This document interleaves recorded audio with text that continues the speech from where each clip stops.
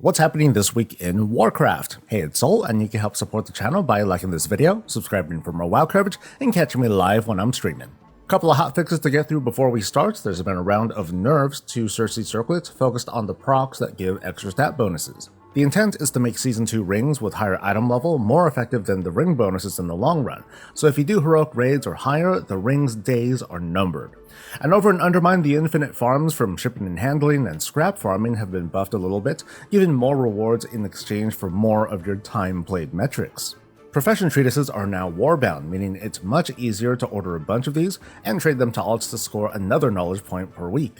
Finally, there's been quite a bit of last-minute class tuning, mostly affecting the numbers.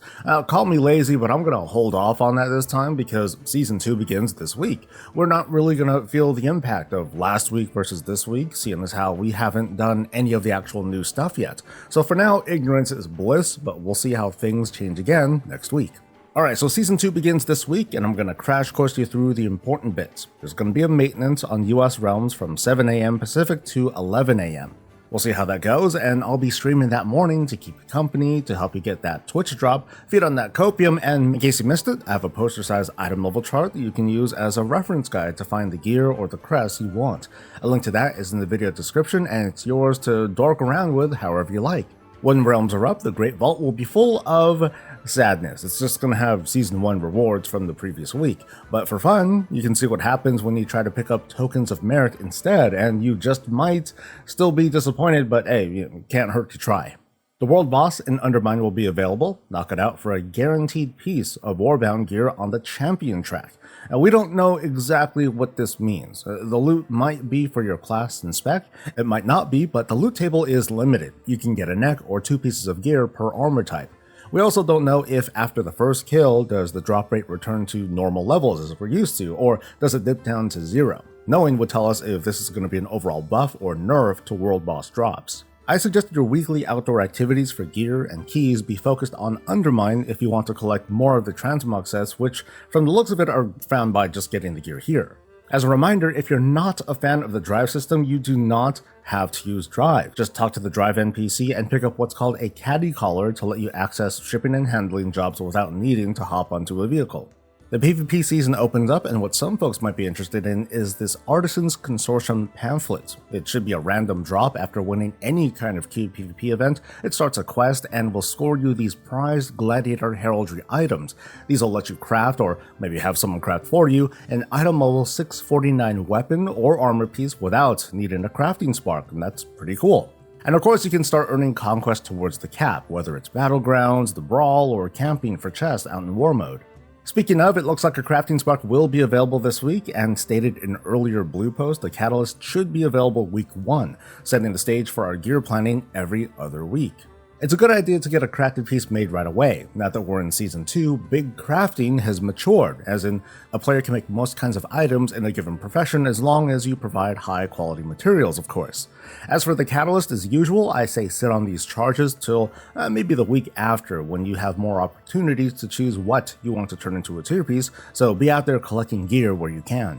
If you're doing raids, here's what's up. Every raid difficulty is open, but with a twist, with only 3 bosses available. You need an item level of 606 to get in, and you'll be taking on Vexy and the Gear Grinders, the Cauldron of Carnage, and Rick Reverb. Notable loot from the first boss includes 2 trinkets shown on screen. One is a tank trinket that sort of does a taunt and deals damage, and an on-use DPS nuke. Notable loot from the second boss includes tier tokens for the glove slot, and a mastery trinket with what looks to be a pretty hard-hitting nuke. And from the third boss, tier tokens for shoulders and a very hasty trinket. My advice for progression folk is to definitely run Raid Finder for earlier chances at tier. I suggest it for everyone to have a bit more gear to play with. Over in Dungeon and Mythic Plus World, the full season opens up, meaning you have the new lineup to work with. You can queue up for Heroic, you can sign up for the weekly Mythic Zeros, and for Mythic Plus, make sure you have a triple AOTC and an item level of 692, I'm just kidding. Running zeros, especially if you have a static group, is a great way of stacking up some early champion gear.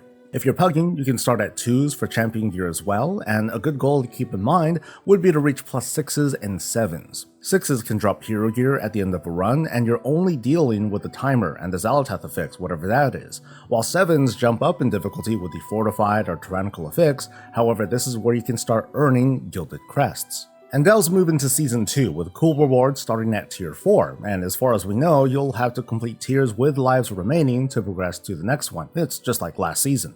You'll first want to stop by the Delve headquarters in Dornigal for an intro quest and a coffer key to start with. Go as high as you can, and then start using keys on Bountiful Delves. Tier 7 and 8 are good spots to try reaching. 7s are where you start earning champion gear from Bountiful chests, and 8s will credit you towards hero gear from the Great Vault next week. Climb all the way to 11s if you want to go for Gilded Crests. You can farm up to 21 Gilded per week, and up to 10 more if you use a Delver's Bounty at Tier 11. And if you're at this level, you can probably at least take on the easier version of the new Delve boss maybe this week. So that's the crash course of what you can do, but here I'm going to describe what exactly I'm going to do as an example. First, I'm going to wait for the maintenance to end, of course. When I log in, I'll pick up the weeklies, do the Delve intro quest, and head over to Undermine for the world boss.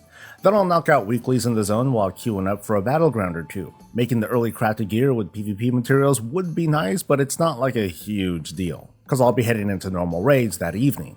Once that's done, I'll be doing my bread and butter, Delves. I'm going to progress to 8s through non-bountiful Delves, and then I'll run tiers 8 through 11 as bountiful Delves for the rewards. I'm making some big assumptions I'll be able to do 11s early, but if I'm running short on time due to the raid, I'll at least clear 8s for the champion gear and try going for 11s later in the week. At some point during all this, I'll probably have found a half spark to turn in for the quest for a full crafting spark, but I'm probably going to save it for next week when I hope I'll have earned enough Gilded Crest to craft my first myth piece. As soon as I get that half spark though, I'll assemble it right away, because I know I'm going to be Valorstone capped while doing all this stuff. If I still have time, I'll do some PvP to get the quest for those PvP crafting materials while I hang out in Dornigal, hopefully fulfilling crafting orders, and then it's raid time. It's a tradition of mine for my first experience in a new raid be with the guild, so Raid Finder is going to be later in the week.